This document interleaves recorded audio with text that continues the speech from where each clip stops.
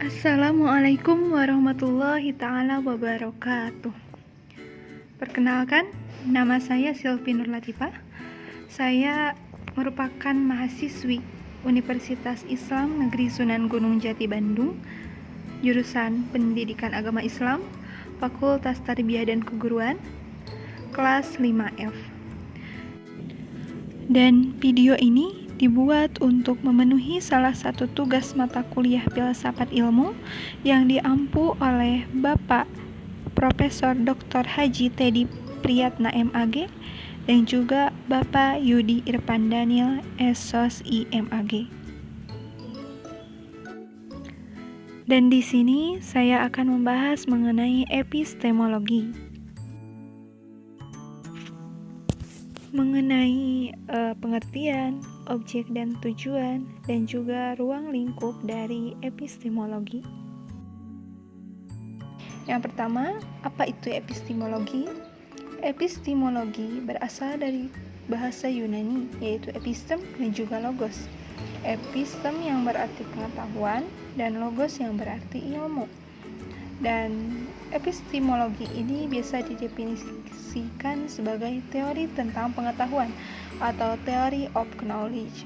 Dalam kaitannya dengan filsafat, kajian epistemologi ini membahas tentang bagaimana proses mendapatkan ilmu pengetahuan, hal-hal apakah yang harus diperhatikan agar mendapatkan pengetahuan yang benar, dan juga apa yang disebut kebenaran dan apa kriterianya. Lalu, mengenai objek dari epistemologi ini adalah segenap proses yang terlibat dalam usaha kita untuk memperoleh pengetahuan. Dan tujuan dari epistemologi ini adalah bukan hanya untuk memperoleh pengetahuan, kendati pun keadaan ini tidak bisa dihindari. Akan tetapi, yang menjadi pusat perhatian dari tujuan epistemologi ini adalah lebih penting dari itu, yaitu ingin memiliki potensi untuk memperoleh pengetahuan.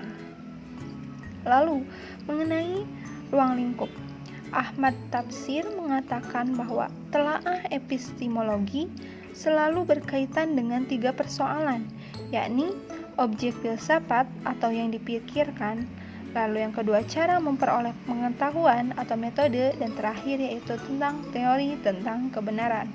Yang pertama, mengenai objek filsafat.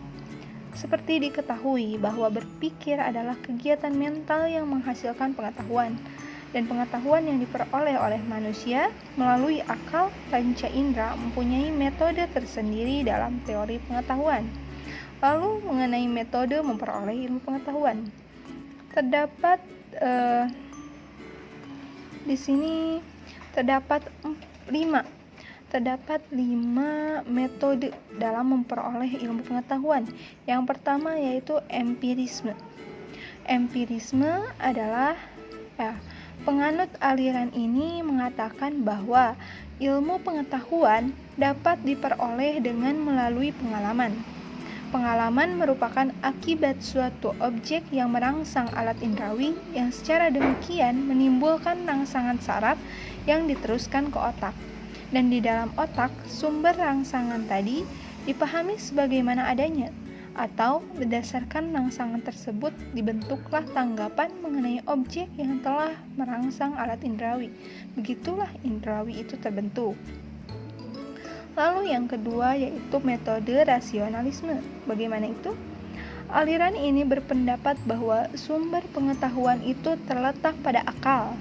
Rasionalisme tidak menyangkal adanya pengalaman, akan tetapi pengalaman hanya dilihat sebagai perangsang bagi pikiran. Rasionalisme meyakini bahwa kebenaran dan kesesatan terletak dalam ide, bukan di dalam barang atau sesuatu. Sehingga rasionalisme mengatakan bahwa sumber pengetahuan itu terletak pada akal. Lalu yang ketiga, metode fenomenalisme. Metode ini merupakan suatu pengetahuan yang mensintesakan antara a priori dengan a posteriori. Kant sebagai bapak perintis metode ini menyatakan bahwa sesuatu itu dapat merangsang indrawi, kemudian diterima oleh akal dalam bentuk pengalaman dan dihubungkan sesuai dengan kategori-kategori pengalaman. dan disusun secara sistematis dengan jalan penalaran.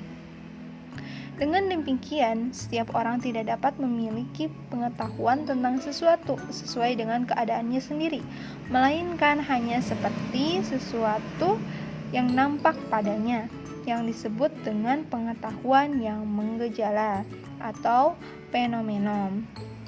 Lalu yang keempat, metode intuisionisme, yang berarti bahwa pengetahuan yang diperoleh dari intuisi tidak dapat dibuktikan seketika melalui kenyataan, karena pengetahuan ini muncul tanpa adanya pengalaman terlebih dahulu. Dan yang terakhir adalah metode ilmiah, di mana metode ini mengikuti prosedur-prosedur tertentu yang sudah pasti sudah digunakan dalam usaha memberi jawaban atas pertanyaan-pertanyaan yang dihadapi oleh seorang ilmuwan. Unsur pertama dalam metode ini, sejumlah pengamatan yang dipakai dasar untuk merumuskan masalah. Bila ada suatu masalah dan sudah diajukan satu penyelesaian yang dimungkinkan, maka penyelesaian yang diusulkan itu dinamakan hipotesa. Lalu yang ketiga dalam cakupan epistemologi ini adalah teori kebenaran. Ada beberapa teori dalam kebenaran ini, yaitu yang pertama, teori korespondensi. Teori korespondensi adalah teori yang berpandangan bahwa pernyataan-pernyataan adalah benar jika berkorespondensi terhadap fakta atau pernyataan yang ada di alam atau objek yang dituju pernyataan tersebut. Adanya dua realitas yang berada di hadapan manusia, pernyataan dan kenyataan. Menurut teori ini, kebenaran adalah kesesuaian antara pernyataan tentang sesuatu dengan kenyataan sesuatu itu sendiri. Misal, Semarang ibu kota Jawa Tengah. Pernyataan ini disebut benar apabila ada kenyataannya Semarang memang ibu kota provinsi Jawa Tengah. Kebenarannya terletak pada pernyataan dan kenyataan. Lalu yang kedua, teori kebenaran koherensi atau konsistensi adalah teori kebenaran yang didasarkan kepada kriteria koheren atau konsistensi.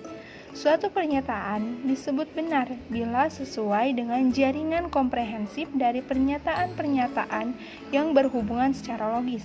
Misalnya, astrologi mempunyai sistem yang sangat koheren, tetapi kita tidak menganggap astrologi benar. Kebenaran tidak hanya terbentuk oleh hubungan antara fakta atau realitas saja, tetapi juga hubungan antara pernyataan-pernyataan itu sendiri. Dengan kata lain, satu pernyataan adalah benar apabila konsisten dengan pernyataan-pernyataan yang terlebih dahulu kita terima dan kita ketahui kebenarannya. Lalu yang ketiga, teori kebenaran pragmatisme adalah teori yang berpandangan bahwa arti dari ide dibatasi oleh referensi pada konsekuensi ilmiah, personal atau sosial. Benar tidaknya suatu dalil atau teori tergantung kepada berfaedah tidaknya dalil atau teori tersebut bagi manusia untuk kehidupannya. Kebenaran suatu pernyataan harus bersifat fungsional dalam kehidupan praktis. Misal, mengenai pernyataan wujud Tuhan yang esa. Dalam Al-Quran surat Al-Baqarah ayat 163-164, Allah menjelaskan tentang wujudnya yang esa, serta menjelaskan tentang penjelasan praktis terhadap pertanyaan tersebut. Yang keempat, yaitu teori performatif, menjelaskan suatu pernyataan dianggap benar jika ia menciptakan realitas. Jadi, pernyataan yang benar bukanlah pernyataan yang mengungkapkan realitas, tapi justru dengan pernyataan itu tercipta realitas sebagaimana yang diungkapkan dalam pernyataan itu.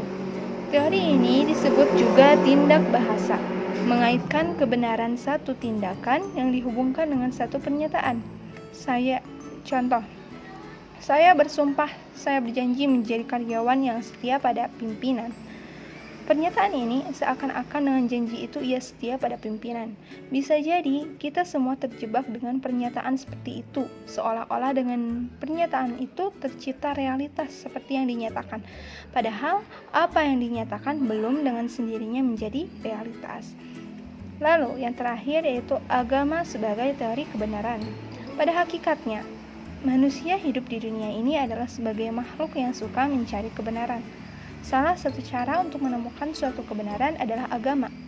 Agama dengan karakteristiknya sendiri memberikan jawaban atas segala persoalan asasi yang dipertanyakan manusia, baik tentang alam, manusia, maupun tentang Tuhan. Dalam mendapatkan kebenaran, menurut teori agama adalah wahyu yang bersumber dari Tuhan. Dan pada intinya mengenai epistemologi ini adalah epistemologi merupakan cabang dari ilmu filsafat yang mempelajari batas-batas pengetahuan dan asal-usul pengetahuan serta kriteria kebenaran. Pembahasan dalam epistemologi lebih terfokus pada sumber pengetahuan atau the origin of knowledge dan teori tentang kebenaran, yaitu the theory of truth. Mungkin hanya itu yang dapat saya sampaikan. Semoga bermanfaat. Assalamualaikum warahmatullahi taala wabarakatuh.